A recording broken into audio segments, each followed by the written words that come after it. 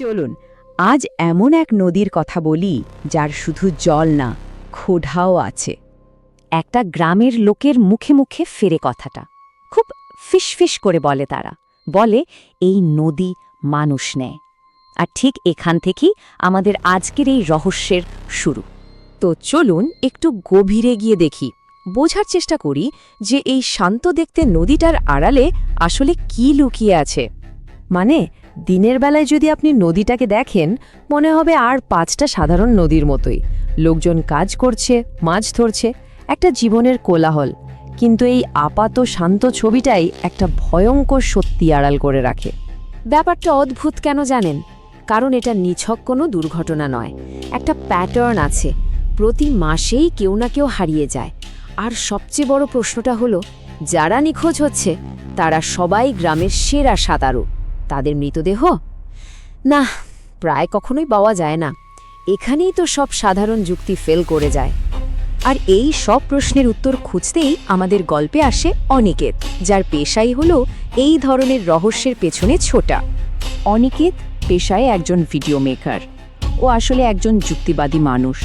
ওর কাজই হলো ক্যামেরার লেন্স দিয়ে এই সব অলৌকিক ঘটনার পেছনের সত্যিটা খুঁজে বের করা বা সেগুলোকে ভুল প্রমাণ করা। গ্রামের মানুষ কিন্তু ওকে সাবধান করেছিল, তাকে কিছু নিয়ম মানতে বলেছিল, যেগুলো আসলে ওই অঞ্চলের একটা বিশ্বাসের অংশ। আর অনিকেত ঠিক এই নিয়মগুলো ভাঙতেই যেন এসছিল। আসলে অনিকেতের কাছে এই সব সাবধানবাণী ছিল স্রেফ কুসংস্কার। আর এই আত্মবিশ্বাসী, এই অবজ্ঞায় ওর জন্য হাতটা তৈরি করে দিয়েছিল। ও প্রথম কয়েকদিন ধরে তদন্ত করল, কিন্তু কিছুই পেল না। নদীটা একদম শান্ত, স্বাভাবিক। আর এই স্বাভাবিকতাই ওকে একটা মিথ্যে ভরসা দিয়ে দিয়েছিল, যা ওর শেষ রাতের ঘটনাকে আরও কয়েকগুণ বেশি ভয়াবহ করে তোলে। এবার আমরা আসছি গল্পের সেই অংশে, সেই রাতে যখন নদীর আসল রূপটা বেরিয়ে এসেছিল। একবার ভাবুন পরিবেশটা, রাত 1টা, অমাবস্যার রাত, মানে খুটকুটে অন্ধকার।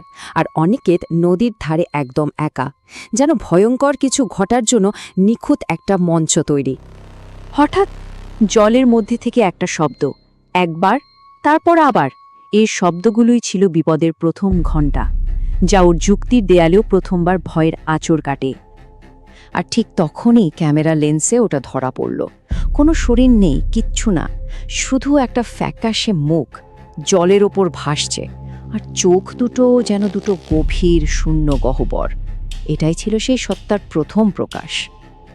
এরপর যা হলো তা আরও অদ্ভুত।